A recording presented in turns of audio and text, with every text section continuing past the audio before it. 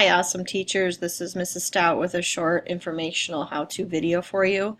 My webcam is not working, so you'll have to just listen to my lovely voice.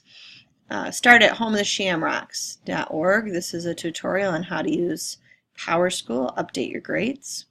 Come over here to Web Services, click on it, and come to your Gradebook. This is your Powerschool teacher sign-in.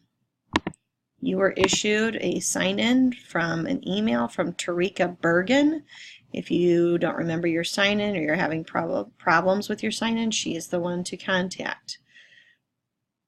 This is attendance. You all do not have to take attendance. You don't have nearly as many courses as I've got here. You only have the ones that you're connected to. You're going to click on Power Teacher Pro. Now we're actually launching the Gradebook. We give it just a moment to think.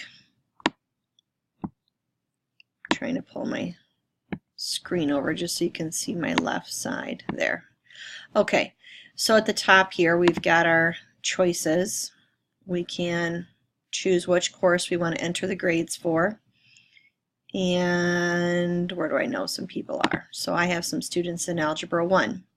So right now when I click to Algebra 1, it seems like nothing's showing up. But if I come over here to Grading and come to Score Sheet, now I can see all the students. I have 10 students in Algebra 1. This grade right here where it says Current Grade, this is where I need you guys to update your grades. Now you might say, what grades am I actually updating? So I'd like to just take a moment to look at that. What grades are you actually putting in there?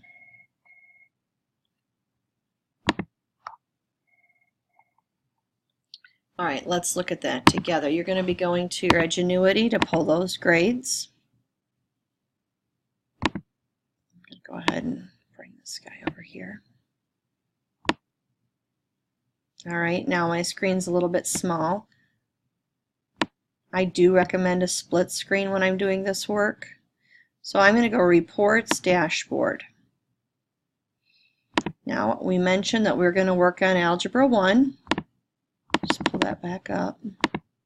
So here I am. I'm wanting to work on my Algebra 1. So that's a math class. And Algebra 1A. All right, now this is all the students taking Algebra 1A. I want to make sure that I am displaying the actual grade. Once I apply that for the first time today, it's going to stick, so I don't have to do that every single time. And I can see Samantha Bort's actual grade is a 57. So I'm going to come in right here, and I'm just going to take that old one out and put in the new one. Now what I don't like is that I lost the names along the way. I need Hannah Bogner. Here she is. Hannah Bogner has an 83. She brought her grade up over last week. Okay. This is a little bit tedious. Emmanuel Davis has a 91. Nice job, Emmanuel. I'm actually just entering on my keyboard now. Caitlin Gerhart has an 88 today. Jonathan Gerhart has a 92 today. Parker Priest has an 87 today. Caleb Reiner has a 68 today. Now his grade was actually a 67.3. I do round up to the nearest whole number, and I just always round up. Melanie has a 35 today. Josh Sittars has a 60 today. Tiffany Varga has a 66 today. Now, that's not actually the quality of the work they're turning in, but it is reduced when they are behind. So let's just take a look at these students. And we had some low D's and F's. Let's just take a look at the fact that they are behind in their pacing. All 4 of those kids are behind. This red means they are behind. The ones here that have no color attached to them, they're on target to complete. And Samantha Bortz is also behind. So you can see how being behind in your work, D's and F's, everybody else, A's and B's, really. At the very end of that, I need to go ahead and hit save. And I'm just going to bring that up so you can see it. There is a save button at the bottom of your Powerschool. When you hit save, that grade is now stored. Notice that the final grade now matches the current grade. And so all we're going to do throughout the semester is override this current grade. Do not override the semester grade, please. Do not touch this semester. Notice up here, S1, you are in semester 1, and that's really all you should be looking at, okay? Override your current grade. Please do that weekly for each of your classes. I want to just take a moment now and look at foreign language. You guys are a little different. If you are not foreign language, you can just stop the video now. You've heard what you need to hear. Foreign language. So I'm about to pull up the Spanish grades. Now, my first student in, French 1A is Bittner, Nathan Bittner.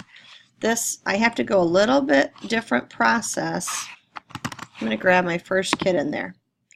He's in French 1A. I'm going to click on his name, and I'm going to click this Manage PowerSpeak right down here. This activates me into PowerSpeak. Now I'm just going to click on the grades. You can see that the current grade for Nathan Bittner is an 88. Let me go ahead and just put these in here since I'm here. Samantha Bortz, 88. Devin Crispin Parker, 91. Jimenez, 51. I don't think that was right. Patrick Hunt, he is not getting a 51. I'll have to look. If you don't have that student, that means they're taking it from some other resource, and I'll have to pull that grade for them. Jordan, still 100. We don't put in anything higher than 100. Travison, Alex, 91, and Peyton, 86. Again, we're going to hit save. So you actually need to manage PowerSpeak with some kid's name. After you're done with that section, if you're going to go on to French 2, you're going to come down here to French 2, okay? And maybe that? No. I'm going to click on French 2. Maybe she's the only one that's taken it. Maybe we don't have any kids in French 2. Oh, here's French 2 with 7 kids. My bad. Okay, here's another way to pull it. I just clicked on it. Emily Covert. Okay. These are the kids taking French 2. All right, so please update those grades weekly for me. It does affect whether or not kids are eligible to play sports. And basically right now, because I'm doing everybody's grades weekly, it's taking me about 4 hours on a Friday.